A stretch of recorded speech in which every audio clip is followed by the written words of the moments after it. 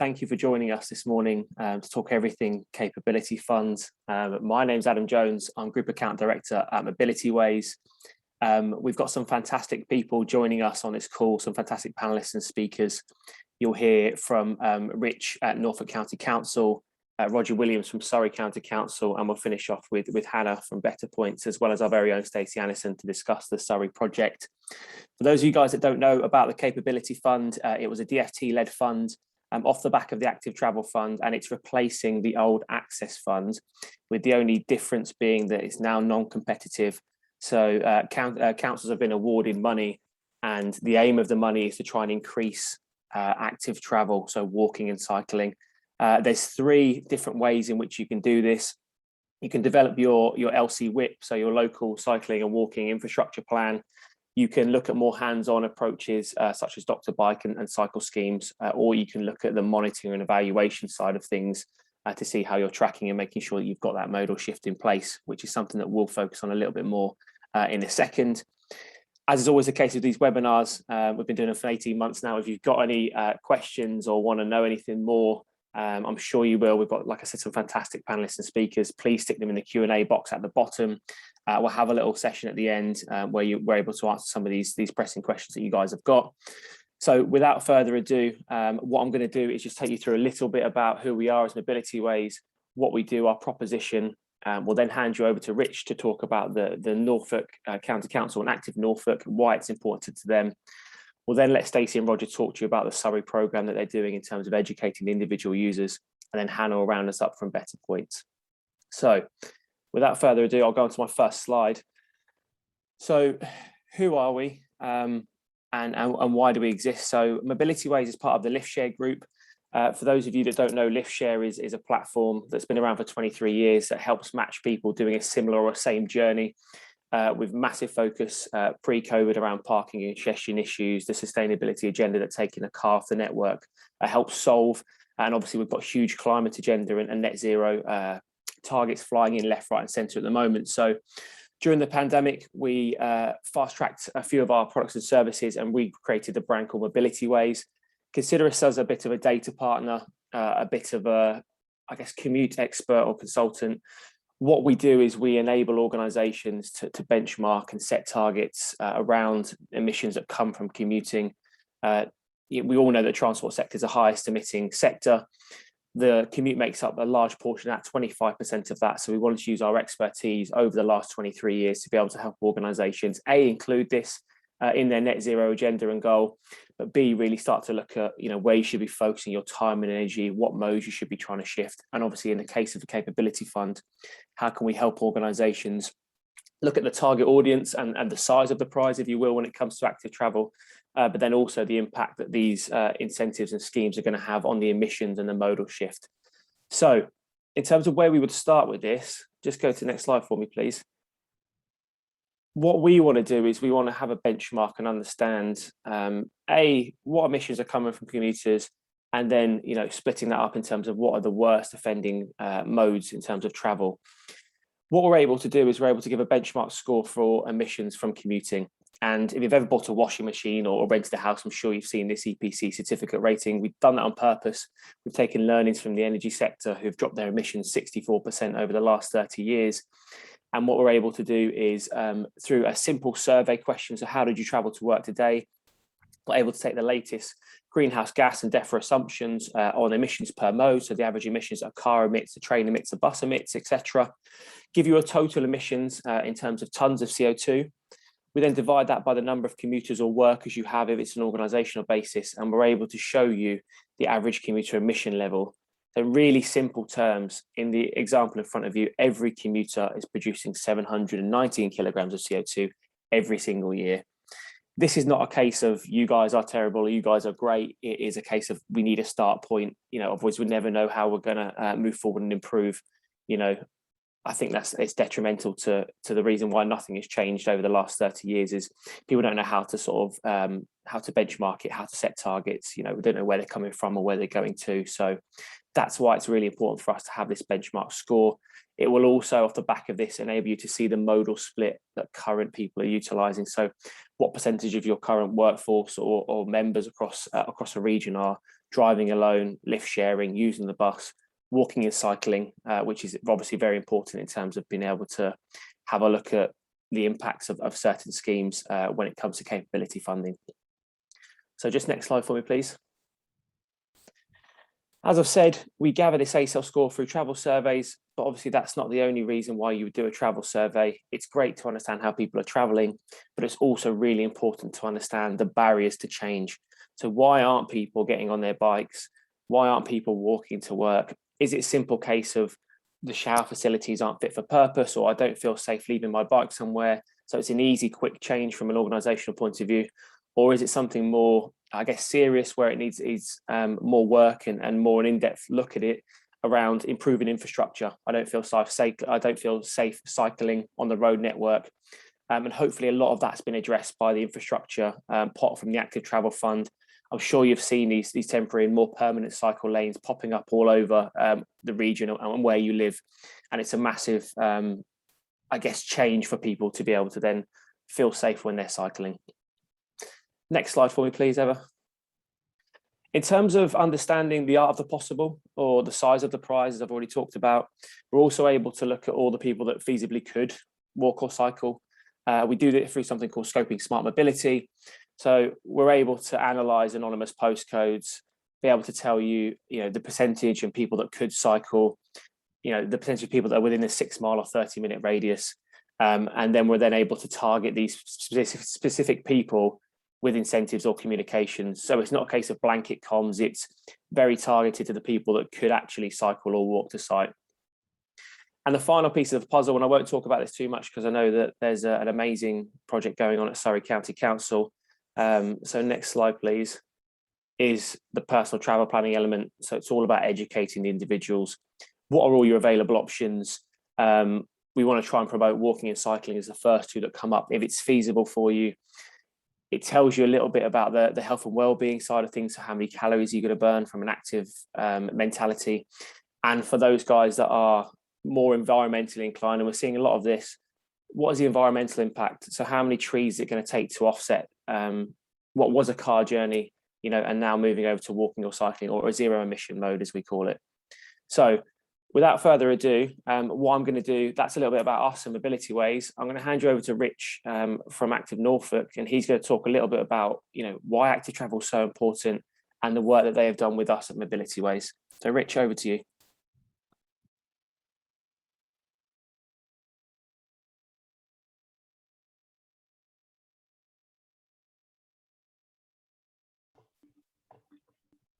Thanks very much, Adam, and apologies for the delay there. I'm normally a Teams user, and coming across to Zoom, I can locate the unmute and the unvideo button, but hopefully you can all hear me now. As Adam mentioned, I'm the development manager for Active Travel at an organisation called Active Norfolk. So for those that don't know who we are an active partnership. There's one of us, an equivalent in each county across the country. We're primarily funded by Sport England, with a remit around supporting people to lead more physically active lives, not to be super sporty or competitive, but to exactly that, lead more active lives to benefit kind of people's lives and communities in all sorts of ways. We in Norfolk, our sort of arrangement is that we are hosted by Norfolk County Council, which comes with huge amounts of benefits. Because it gives us kind of easy and ready access and opportunities to partner and collaborate with other service areas within Norfolk County Council. And as I'll talk through, active travel is a really important area and focus of our work. And over for the next couple of slides, in a few minutes, I'll just talk through a bit of detail around that. So if you wouldn't mind just popping onto the next slide for me.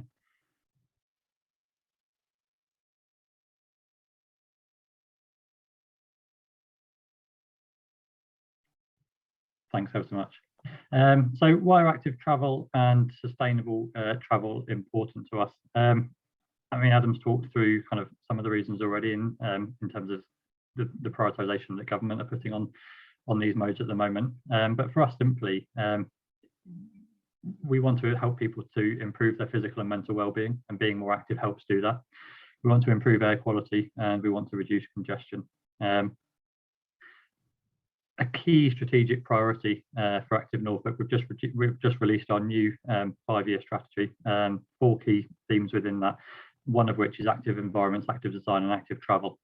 And under that, we have set out an ambition to advocate for walking and cycling to be the first choice for short journeys. We know that currently around 60% of short journeys that could be walked or cycled are currently kind of done in the car, many of which are single occupancy car journeys, increasing massively to congestion and reducing air quality. We want to improve and increase the use of green space and blue space and infrastructure for all people. We want to increase physical activity's prominence in local policy, promoting good design decisions that help people to move more. And we want to promote physical activity's contribution to carbon reduction targets. So while Active Norfolk exists to support people to lead more active lives, and we know that 1 in 6 deaths are avoidable and are as a result of physical inactivity, we also know that we have shared objectives with other departments within Norfolk County Council, particularly highways, public health, the environment team, and we work really closely with each of those. So while we want to support people to lead more active lives, they want to enable people to access the outdoors more, they want to improve air quality, they want to reduce congestion and enable people to travel across the city of Norwich and the county of Norfolk more easily, more quickly and more healthily. So it makes a lot of sense for us to work in this area. And actually we know that people lead really, really busy lives, and trying to encourage them to go off and be sporty or be active before work or after work or during work can be really, really difficult and tricky to fit in. Actually the single biggest change that people could make that would have a significant impact on their physical activity levels is simply by travelling more actively. So journeys that they're already going to make, how can they do those more sustainably? By walking, by cycling, multimodal, and utilising public transport. So that's a bit about us and why active travel is important to us. And if you wouldn't mind popping onto the next slide.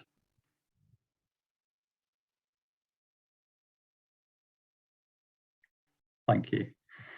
I'll talk a bit about our relationship and our partnership with Mobilityways. But I'll talk first about what it is that we want to be able to do, and then I'll talk about how Mobilityways are helping us to do that. So we have targeted kind of employers as a key area of focus, and particularly large employers where there's hopefully the opportunity to sort of bring about sort of a cultural shift in attitudes towards staff health and well-being, and in particular staff travel. And we want to be able to provide advice on simple steps employers can take to enable and encourage their staff to travel more sustainably. And that could be really simple things like promoting cycle to work scheme, or implementing one if they don't already have one. It could be offering public transport discounts. It could be putting in lockers and showers and cycle parking, and those kind of simple bits of infrastructure that are often overlooked, that actually have a huge impact on people's kind of ability and willingness to travel actively. We also want to be able to deliver practical solutions to reduce barriers to active and sustainable travel, things like delivering doctor bike sessions and cycle maintenance sessions, and providing people with the sort of literal and metaphorical tools to kind of keep their bike on the road. We want to be able to inform local infrastructure improvements that will have a positive impact on sustainable travel modes. And we want to be able to advise future developments with advice around active design. So there's lots that we want to be able to do, particularly when we think about focusing on large employers across the county of Norfolk. But we're not necessarily the best organisation to do it. And we have worked with LiftShare, more recently Mobilityways, over a number of years on various programmes and projects. And actually the tools that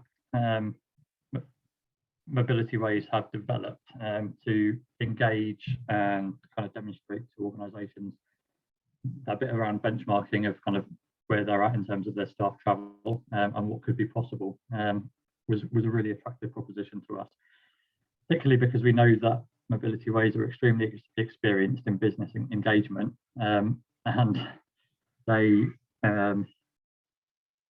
one of the challenges we've always had in kind of doing those bits on the left-hand side of the page have been engaging people of a kind of senior enough level within an organisation who are able to make some of the big changes that we would like to make. We'll often find it quite easy to be able to get in and deliver a doctor bike session or provide information around cycle to work scheme, but actually kind of some of those sort of policy decisions that need to be taken by senior people within an organisation, we've struggled to get that level of engagement. And Mobilityways and the team there have been really, really successful in helping us engage people that either look after staff health and wellbeing or manage estates. And they've also come with a track record of working with large employers across the UK. As Adam talked through, they've developed bespoke tools that easily establish that baseline, how our staff travelling currently, what does that mean in terms of emission levels, and what's possible given the kind of the infrastructure that's within an organisation, and the infrastructure network that links people's homes to their place of work. And through that, we've been able to model the impact of shifting staff travel behaviour to more sustainable and active modes. And I suppose so practically the way it works is that Mobilityways support us and lead on the engagement, the initial engagement with a large employer, and get that buy-in. We then kind of develop that relationship and kind of gain the information we need from those employers that enables Mobilityways to put that information through their tools that provide those kind of those ASL score, those scoping maps.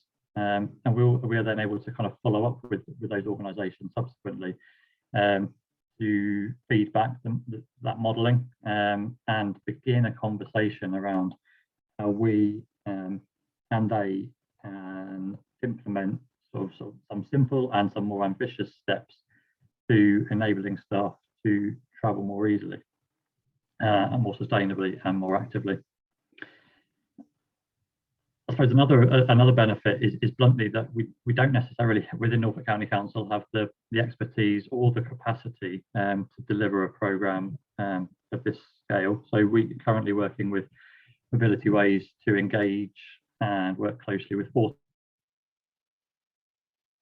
employers across Norfolk. We started an initial phase of 7, which we did through the Access Fund, and that was focusing on Greater Norwich and Great Yarmouth. And through the Active Travel Fund, we've rolled that out kind of based on the sort of initial successes that we were having with those organisations. And we've rolled it out to an additional 7 organisations across the entire county of Norfolk. And they provide the expertise and the capacity to do that work. And it's also informing a long-term approach. There's lots of little things that we can do kind of here and now, which might have an impact on 1 or 2 people within an organisation. But what we're actually trying to do is as I said before, create a shift in the sort of the cultural the attitude to staff health and wellbeing and sustainable and active travel at the senior level of organisations, so that they genuinely make it as easy as possible for their staff to travel actively.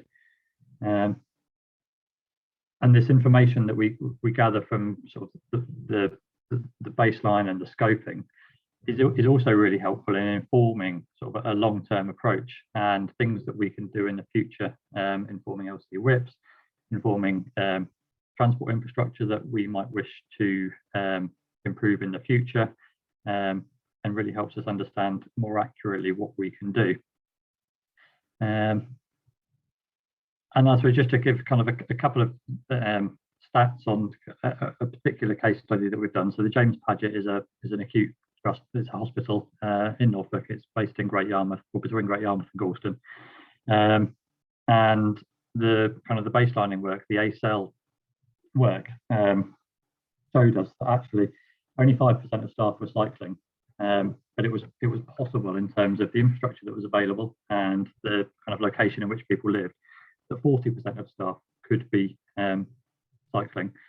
It showed us that only 7% were walking, and between 15 and 20% could be. And it showed us that 2% we're lift sharing, where 95% could be. And so it kind of, it really helped us kind of articulate in quite stark terms to senior staff within the hospital, kind of how staff are travelling currently and what would be possible if we were to do nothing, and then what would be possible if we were to actually take some positive steps to do some of those things that I talked through earlier, whether that's increasing cycle parking, whether that's better promoting cycle to work scheme, improving shower facilities, and that's before we look at addressing any challenges around kind of transport infrastructure and active travel infrastructure that links kind of communities to the hospital. And really what it's done for us is it's given us a foot in the door and built a relationship kind of based on facts really, that has enabled us to build this relationship and with the James Padgett Hospital that will hopefully last for a long time. Some of these changes aren't going to happen overnight. Actually, one of the biggest opportunities is that the hospital is due for a rebuild in the next kind of 8 to 10 years, and so that's kind of been given a lot of thought at the moment. And much of the work that we've done with Mobilityways around the scoping can now can inform the design and the location of that hospital build. Information that we simply wouldn't have had if we hadn't have had this partnership and done this work and made this offer available to the Padgett Hospital. From our perspective, I mean, it's reasonably early days in terms of the mobility kind of ways approach of the travel scoping and the engagement, but the sort of the indications are that it helps us build really strong relationships with really key employers that are of a significant scale. That change will be large. In addition to kind of just enabling us to deliver some of the smaller interventions really easily and quickly when actually we'd struggled significantly in the past. So hopefully that gives a bit of an overview of kind of why active travel is important to us, what we're planning to achieve, and how working with Mobilityways has kind of unlocked doors and really helped us do that. And I'll leave it there. Rich, thank you very much. Really sort of detail and insightful, I guess, insight into the projects and stuff. I think what I would say, and you've touched on this already, is the fact that this isn't just capability funding, is it, that you've been able to sort of access and utilize for this sort of project? You know, any funding, I think the capability funding has kind of unlocked the door and shown us the focus from the DFT is on, you know, increasing active travel and behaviour change initiatives, etc. So yeah, thank you very much for that. What I'll do now, and we've had a couple of questions come in. Please, if you've got any questions, fire them into the Q&A box and we'll get to them at the end. I'm going to hand you over to Roger Williams and our very own Stacey Annison. So Roger's come from Surrey County Council. He's going to talk about the end user or the project that we've got with them in terms of educating the individual. So Roger, I'll hand over to you.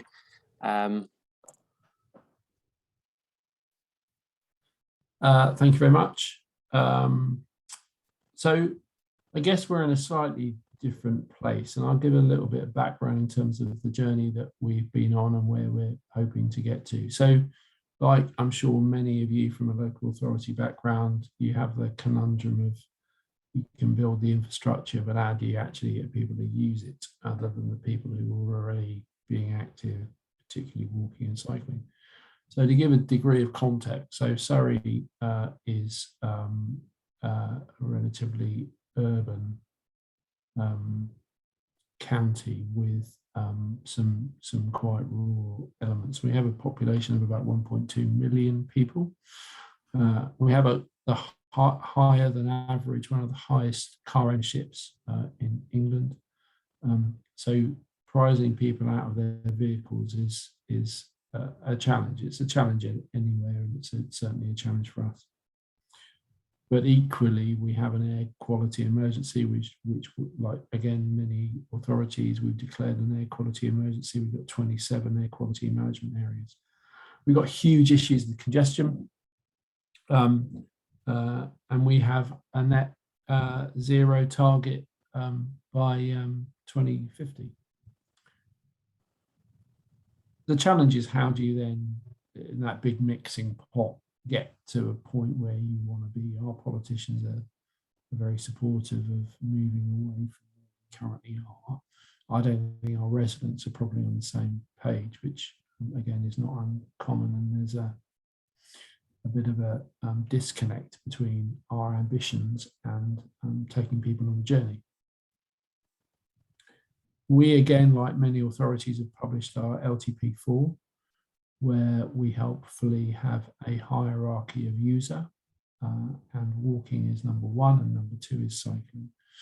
Car use is down at number 10. Now, that ambition is to be applauded, absolutely, but how do you make the connection between that in a policy document and making the real difference? And so we can build infrastructure. Building infrastructure is really easy, actually.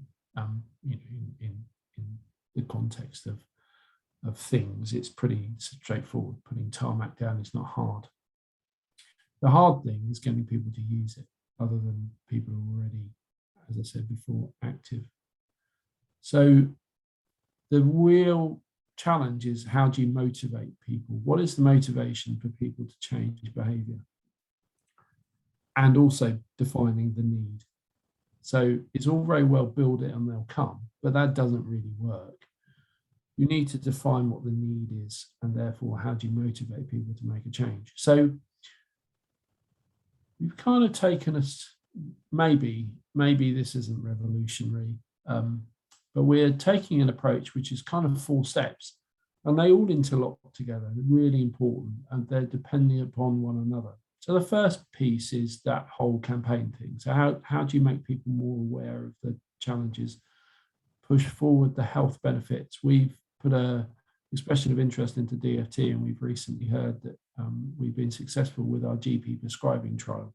So we moved on to the next step, along with 38 other authorities. So the health impact and the health link is massive, particularly those areas of deprivation that we have in Surrey. So making people more aware of why you want to do this. So we're going to put together a campaign which will last over, we are putting together a campaign, last over 12 months, with various elements of bus back and ready adverts. I want to make a promotional film and make people, increase people's awareness. Clearly we'll link back into schools, big employers, hospitals is a key for us, as was mentioned previously.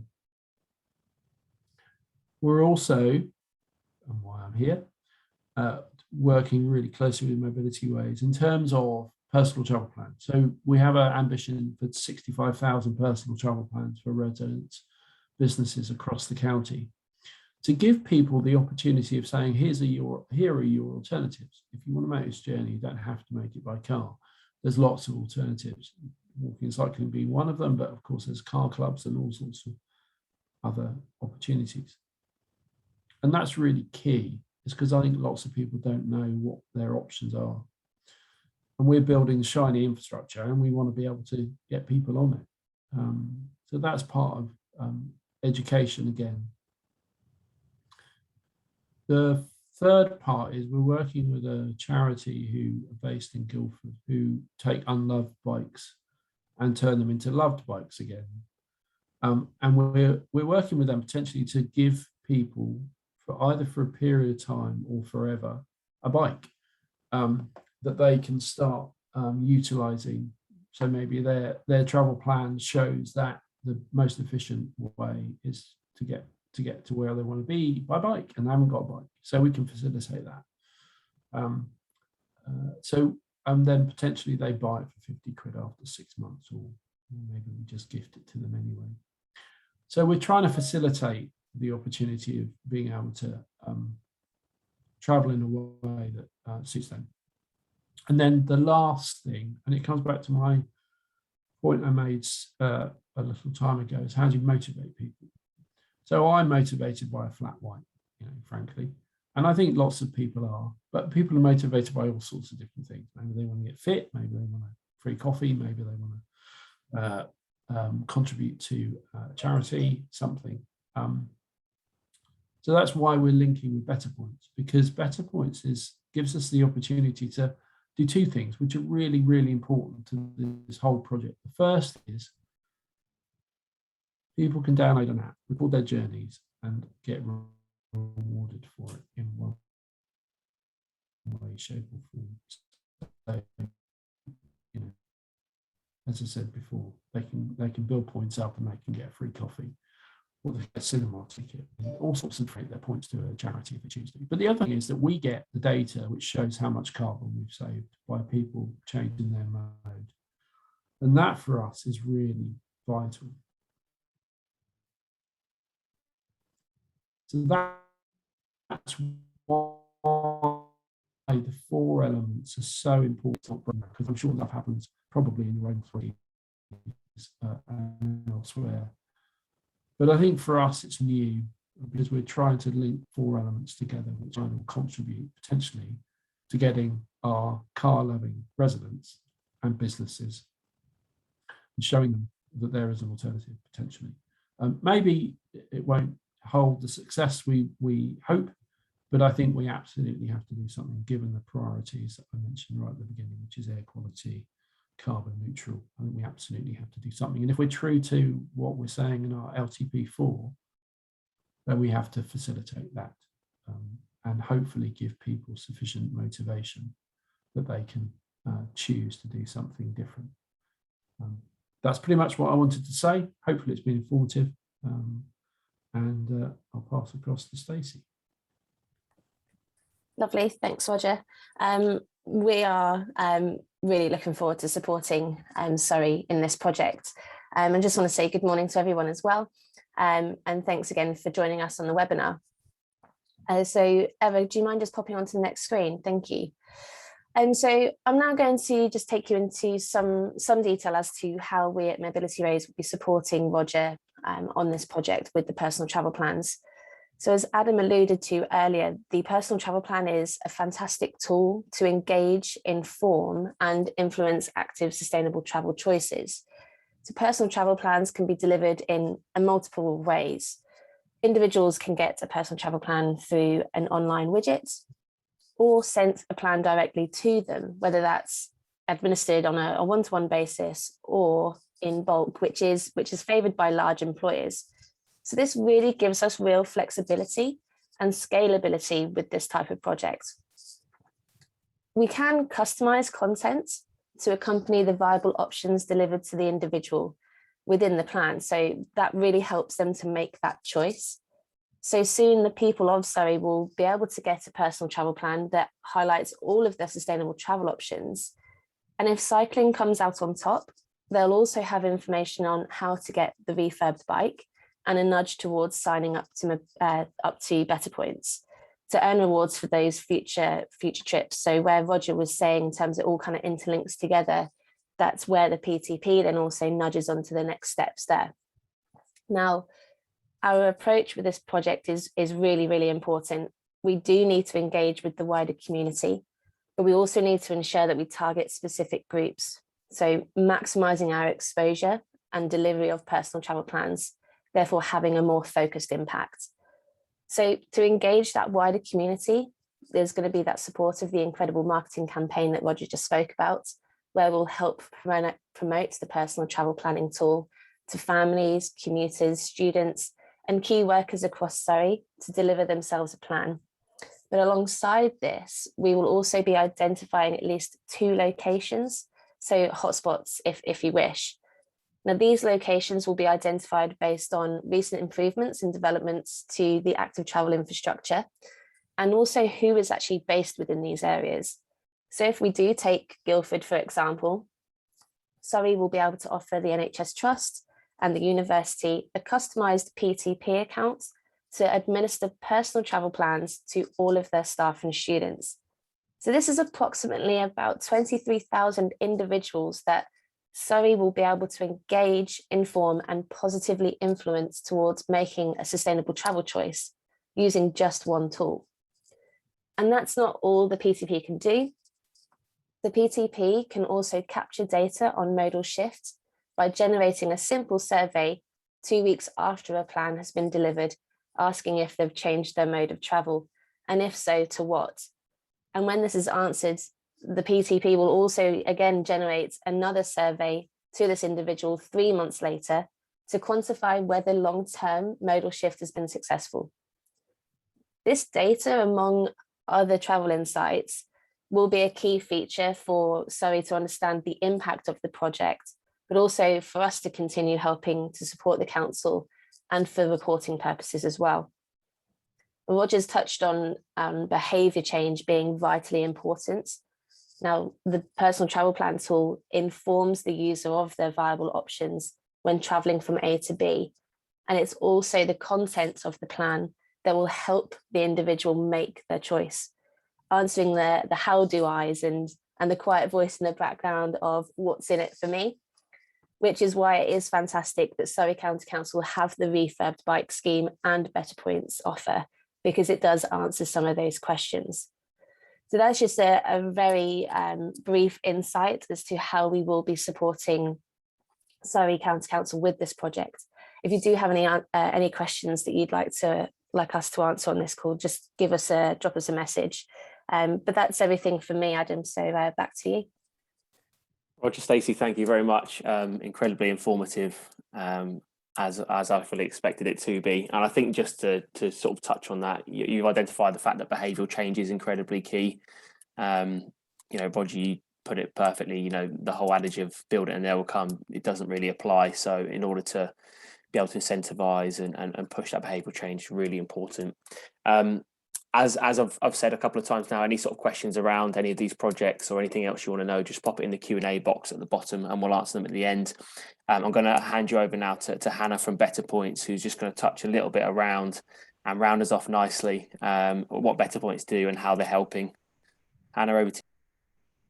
Thank you, Adam, and good morning, everyone. We are still morning, I think.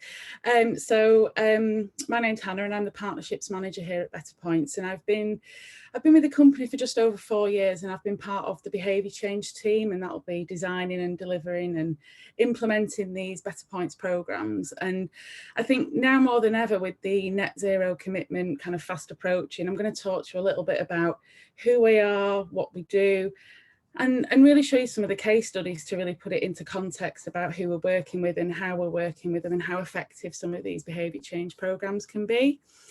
Next slide, please. So to give you a little bit of background, we formed in 2013 and we're international leaders in behaviour change.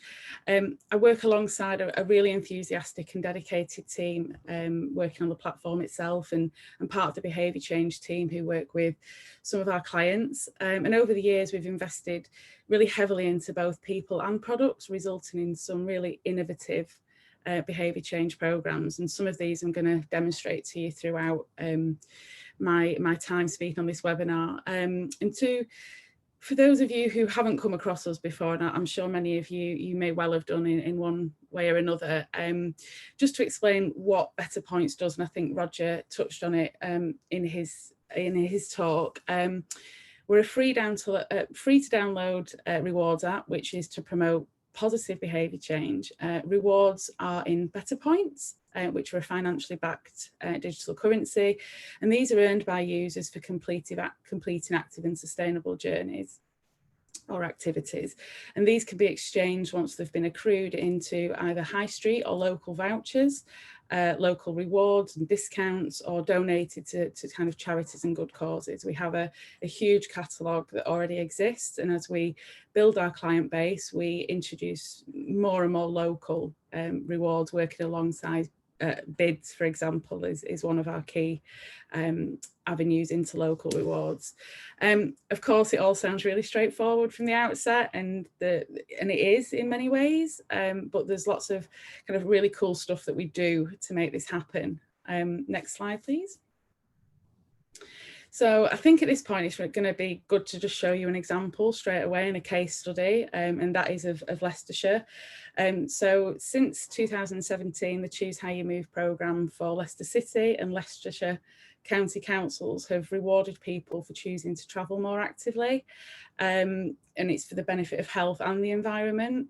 We have a personalised cycle of gamification, tracking, rewards and messaging which repeats continuously throughout the life of a programme. And I think at this point it's probably worth showing you a little video which we've had made recently. So a lot of people on here will be seeing it for the first time, which is great. And I think it will just demonstrate kind of what a BetterPoints program can do both for a client and and users at the end. So if the video can be played, please.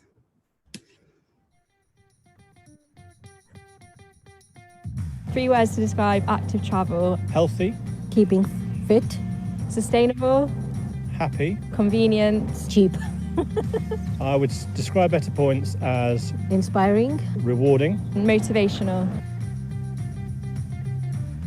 BetterPoints is an incentive app to encourage people and residents in Leicester and Leicestershire to be rewarded for making travel choices away from single occupancy car use and towards journeys made by bike, by walking, by public transport and by car sharing. And then it allows you to collect BetterPoints, which are reward points for your journeys that you've made, which you can then trade in and transfer these into vouchers. And we also have the facility to move away from the high street rewards, which everybody likes, but also to localise the rewards as well. We found that having BetterPoints as an incentive tool has really helped to engage with the residents of Leicester and increase the number of people in the city who are walking and cycling. As the pop-up cycle lanes were introduced in 2020, we found that BetterPoints has really helped to encourage the use of those lanes. We get some really good data from our programme manager, not only numbers, which are really useful, but we get some really, really rich personal testimonies as well. And for us, that's really valuable because it shows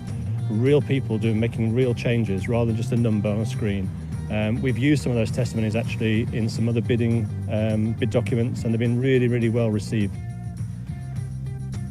A key feature of the app is what we get as the client, if you like. We have access to a real-time dashboard, so we can tell on any given day how many users we've got, what our engagement rate is, how many car journeys are being replaced. It also, in conjunction with the programme managers, gives us the ability to really target certain areas or certain programmes. A really crucial thing for us is the ability to survey and talk to our users in a way that we've never been able to experience before.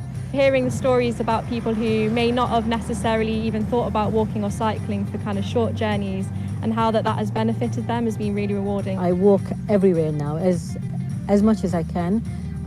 And I've also used my walking habit to explore Leicester more than I've ever done in the past. The thing about BetterPoints that keeps people coming back, I think, is the ever-changing nature of the promotions. They have challenges that they keep setting, so I always want to look back. There's what is new. So it keeps that level of interest going as through the calendar year of events and things, because people never know what's going to come next and whether they can earn some extra rewards maybe. Working with BetterPoints is really, really fun. The team are so engaging, creative and enthusiastic. I would wholeheartedly recommend BetterPoints to any local authority or anybody out there who's trying to think of a way to change behaviour. It's been really successful. We've got thousands of users now across the whole county and the city, and we're just about to start our 4th year of partnership with BetterPoints.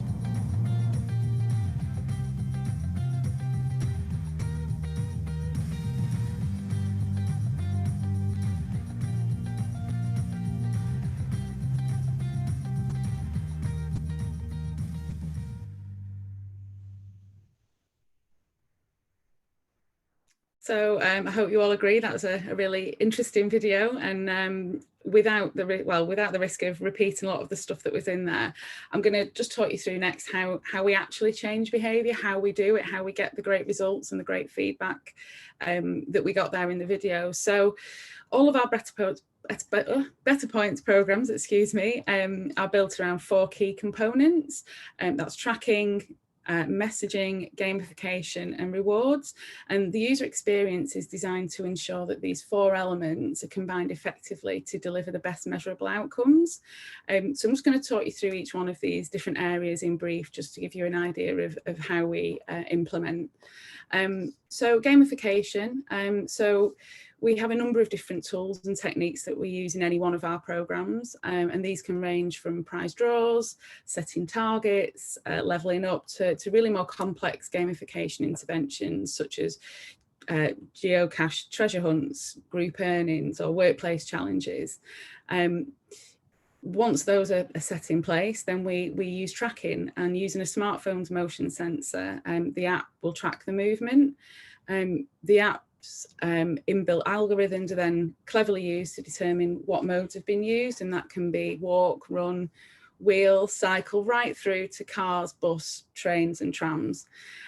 We also have the facility of QR codes and instant submits. So in the case of attending events, or obviously since COVID, people were working from home, we can also track how people are working, such as remotely or, you know, at home, or however people are choosing to work. We also have use of APIs, such as the one that we have with Lift Share and Mobilityways for car sharing and journey planning. That can also be facilitated as part of the offering. So the app gathers data with surveys in addition, so baseline and exit surveys are asked as standard in all our programmes, pull surveys and deep dives, which can also establish how many car journeys have directly been replaced by an active or sustainable mode. So the data that we collect from that, you know, really quite interesting once we get that through. The track data, the gamification approaches and the surveys offer real insight into the attitudes and the behaviours of individuals and groups. And it really does give us, as Tony was saying in the video, it gives us access to human interest stories that can be beneficial both as a measure of success and to aid promotion of the challenge or indeed apply for any new programmes. The final thing, the third final thing is the rewards, and to our users, probably the most important thing for them. Each activity that a user performs will be rewarded in the form of either a better point or a better ticket. And rewards can be set using criteria such as geofence locations and routes, age, gender, time of day and many others. So once they've triggered these rewards, better points are collected by the users over time, and then once they've got enough, they exchange them then for a high street reward such as a coffee or a voucher, or they can be donated into a local charity or national good cause. The onus really is on the user as to how they want to spend them, so it puts them in control of the rewards. And we also have non-financial rewards, and we use those in the form of medals, and we have a lot of those within our national programme where anyone can join and earn the medals. The final thing is messaging. So the users can be contacted using either push notifications, timeline messages or emails to communicate a huge range of information, whether that's new challenges, user stories, key programme information or nudges to get moving, right through to simply just a well done for hitting a target. We know that people are motivated in different ways, and so using these different techniques really does help to push them along within their BetterPoints journey. Next slide, please. So here comes the bit that I generally get quite excited about, and that's the data. So the platform and the app will collect, as I've discussed, a huge amount of data throughout the programme. And the data is then presented in the dashboards in an aggregated and anonymised and compliant format, as you can see on the screen here. Basic demographic data is collected on registration, and then once the user starts to complete the activities, an even richer data set is then started to be collected, such as waypoint data, CO2 emission mitigation data, distance, calories burnt. There's a huge amount of data, as I've said. So the programme also doesn't remain static, so providing ongoing reviews by the behaviour change team to our clients and working with them, we can make sure that the challenges remain up to date and respond to any of those data trends that we start to see in there. So in the next couple of slides, I'm going to talk and show you another video with some more case studies. So if I can just have the next slide, please. So this was one of our largest programmes, the Bellamassa programme. So in the city of Bologna, the BetterPoints team set up a programme, and this was to reward people with points and prizes for walking, cycling and using public transport. Thousands signed up to the 6-month programme, and it was called Bellamassa, and it was all about reducing those single occupancy car journeys in the city. For this programme, we built a bespoke locally branded version of the app and a web portal with a full matrix of messaging and rewards and a huge range of incentives. And I think at this point, to save my voice a little bit, we do have another video which was produced by the BBC roughly 3 months into the programme. So if the video can just be played, please. travelling green can now earn you free stuff. Like beer, ice creams, or cinema tickets. So how does it work?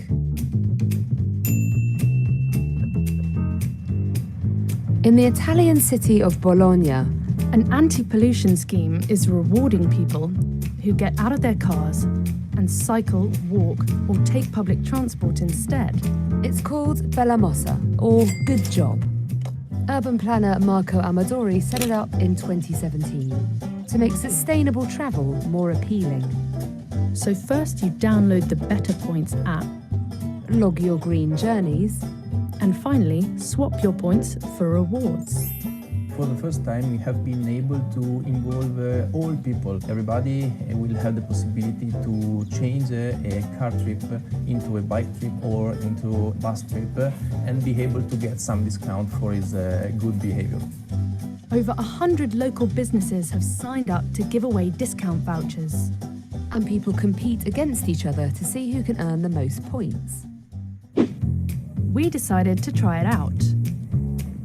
Travelling green around the city over a few days.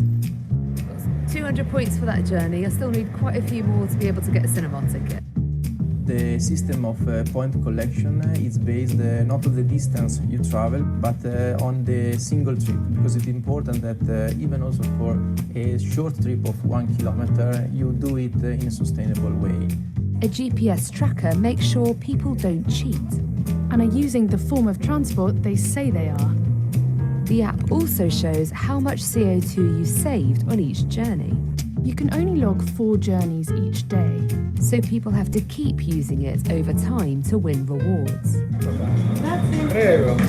So that cost me about 3,000 points. Bellamassa only runs for 6 months of the year and has been funded by the EU and Bologna's local government. So is it making a difference? Last year, Bellamassa recorded 3.7 million kilometres of sustainable journeys just here in Bologna. Over 16,000 reward vouchers were claimed. And so far in the first 3 months of this year, 10,000 people have already used them. It encourages people to get moving. Loads of physical activity is always good for people's well-being. It's very fun, but we also do it for the rewards. So I think more and more discounts would be better.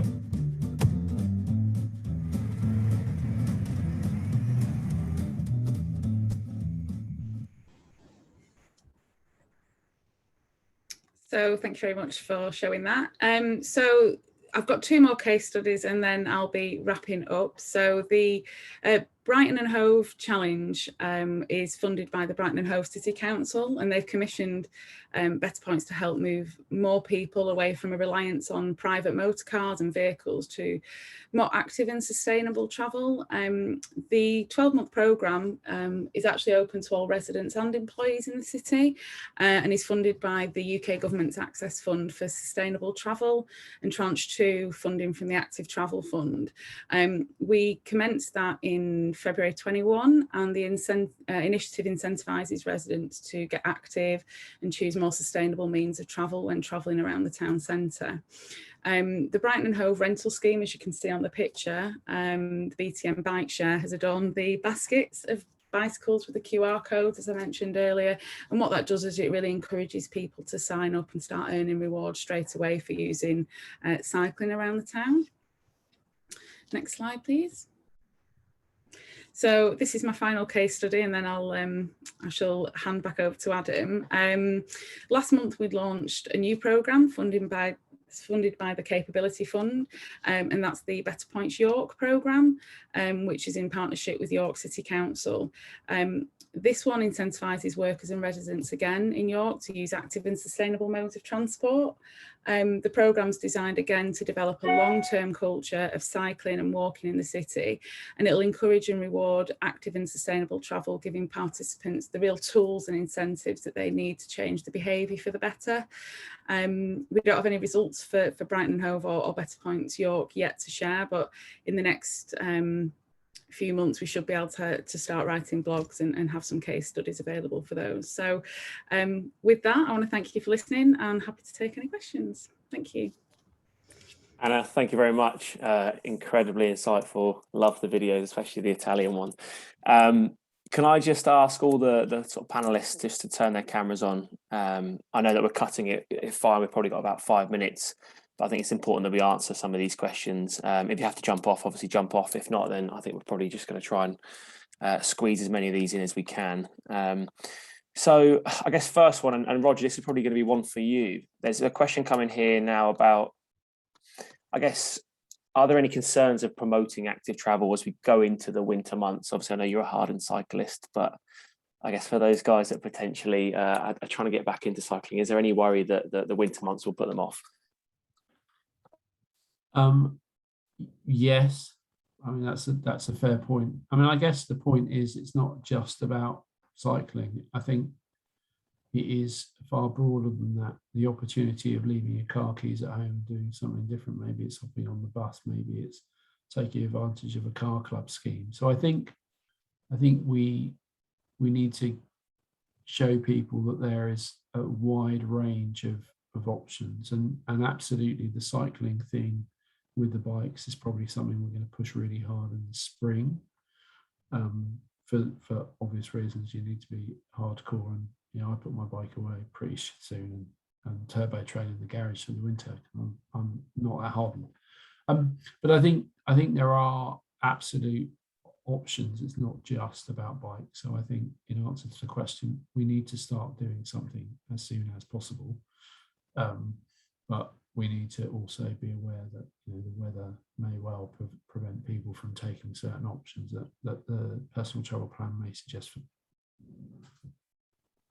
Perfect. Thank you for that, Roger. So we've got another one here, and I guess possibly a combination of Stacey and Hannah. So there's a question here around the percentage of users that answer the survey. And I think we see this across the board. There seems to be a perception of, quite a low number of people answering surveys, potential survey fatigue. There's a question here to sort of say, how do we get more responses, and I guess, how do we get more increased uptake in people answering those surveys so we can get better results and have better data? Hannah, do you want to go first? Yeah, absolutely. So as part of the BetterPoints reward system, we reward people for taking part in the surveys. So the baseline survey, for example, is the first thing that we ask a user to do. We often give them a small amount of points for completing it. It encourages them to understand how to use the app, for one, but two, gives them that initial reward. What we can also do within the system for us is tie down any future rewards to those surveys. So unless they complete that baseline, they can't go on to earn anything else. So there's options. There's certainly different things we can do and different methods we can use to get those non-survey takers to take it. Alongside the rewards, there's the messaging. So if we notice that they've not done it, certain triggers can be sent within the system to say, oh, hey, you've not done it, why don't you do it? You'll earn points, and so on and so forth. And I think coupled with certainly social media posts, we can, from a funding client, they can say, make sure you complete it. It's just at different points, different people are going to be motivated to do it in different ways. And so we try and use as many of those options that we have available to us. Amazing. Stacey, anything to add? Not really. I think Hannah's covered that really perfectly, and I think I can only just, I suppose, solidify why it's important for those surveys to be rewarded and the messaging, because it's so important. I guess it's why would somebody complete a survey? Like, what's in it for them? I think that's the really key thing we have to have in our minds when we are thinking about getting survey responses, and how do we really tap into such an array of motivations. So yeah, I can't really add much more to what Hannah's already said about, but I can only just kind of reaffirm what Hannah said, really. Thanks. Rich, probably one for you, because you're probably in the kind of most advanced stage in terms of the project around timescales. So there's a question around, what sort of timescales do we expect really to start to see changes in behaviour and impact? Yeah, I think in terms of the work we're doing with Mobilityways around the kind of the ASL scoring and the benchmarking and the scoping, I think we'd like to see impact almost immediately and over quite a long term as well. I think that the impact can come in various ways. The impact can come in building relationships with employers that we've struggled to in the past. It can be in kind of proactively demonstrating to them how kind of sustainable the way their staff travel is currently. And it can give us some kind of quick indications of things we can do here and now. It might be simply that an employer has a cycle to work scheme but doesn't proactively promote it or regularly promote it to their employees, and lots of people don't know that, and they can access that. It might be that actually putting in some cycle parking now might be the difference between someone feeling confident enough to bring their nice bike to work and lock it up and feel that it's still going to be there at the end of the day. As I said, some of the impact we're very prepared for to take much longer, and one of the benefits of this work is it provides us with really kind of good intelligence around kind of how staff are travelling, and we access that information through staff surveys. So it also gives us information around barriers, and then the mapping tool that you use to kind of illustrate that information kind of really helps kind of highlight any particular geographical areas or any communities that might be kind of disconnected or unable to travel actively or sustainably to a place of work. And so some of those things are going to rely on kind of a combination of sort of behaviour change initiatives, but also infrastructure improvements that are going to enable people more easily to make the choice to travel actively and sustainably. So it's a bit of I'm sitting on the fence really. I think it's really kind of a range of things that we can do in response to the findings. Some short-term things that can hopefully have an impact on a few people now, and longer-term kind of initiatives that will have an impact on a greater number of people, albeit over a longer period of time. Perfect. Thanks, Rich. I'll take a couple more questions. So, Stacey, one for you. A question's come in that said, we've heard a lot about business engagement and the end users, but in terms of from a council's point of view, is Mobilityways something that can be used for a council and their employees? Yeah, absolutely. Mobilityways is super flexible and adaptable for any kind of need. I think we've even had a conversation with Roger, even in terms of just the personal travel plan element of being able to use that with their council staff as well. But actually looking at Mobilityways on a wider scale it's a tool to help decarbonise the commute. So if your council staff are looking to return back to the workplace, then it's the perfect time to analyse what the potential is, to then be able to actually, I guess, get in front of before that trigger happens of them actually returning, because what we don't want them to be doing is actually getting into those bad habits before and allowing them to have time to get back in their car, because it's the easy thing to do. So yeah, Mobilityways is absolutely open to using it for council staff as well, but also broader. So it really is quite a flexible and scalable approach that we can do. Perfect. Yeah, go on, Rich. Adam. Just in terms of some of the organisations that we've worked with, I talked through the James Padgett Hospital, but we've also used Mobilityways with local authorities, with the university, and with several private organisations as well. So we've found it's kind of flexible, and the kind of the benefits to each organisation can be kind of subtly different, but for each and every one of them, it provides really rich information that can help them support staff and health and well-being, and make positive steps towards reaching their net zero targets. Thanks, Rich. Hannah, very quick one, then I'm going to end with I guess a more difficult one that I'll open up to kind of everybody. So in terms of the ability to kind of filter what incentives and stuff are shown to different businesses, is that something that BetterPoints can do? Absolutely, yes. It's the very short answer. Each of our programmes sits within its own area on our platform, and so Surrey Council will have their own programme essentially, and within there we can switch on, switch off different rewards. So quite a lot recently people are asking us not to put certain retailers in, perhaps that they don't align with their own belief system, or for whatever reason, and so we can switch that off. Likewise, if you find local traders, local businesses, or charities, it works for the same. We can add those in and make them only available to your particular users. So if you've got a high street or a bid that's got certain vouchers, that, you know, stores that you want to put the vouchers on, we can only show those. You don't have to have any national ones if you don't want. So it's very much a pick and choose what you'd like in there. Amazing. And then final question. So we've had it come through. How do we encourage people to uptake active travel without encouraging, say, people from getting off public transport? You know, how do we focus just on the people that are driving alone? You know, anyone want to take that? I'll go first.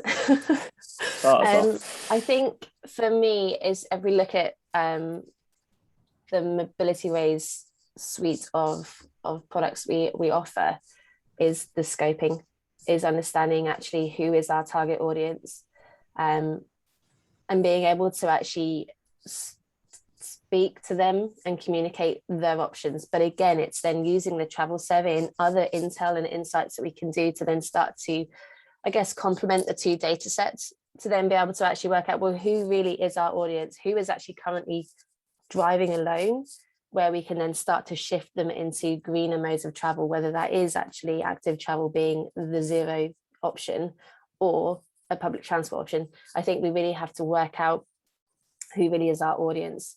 And I think that ultimately is where we go, understanding data first and then implementing the right solutions, such as your BetterPoints, your infrastructure, your personal travel plans, in terms of then engaging with them.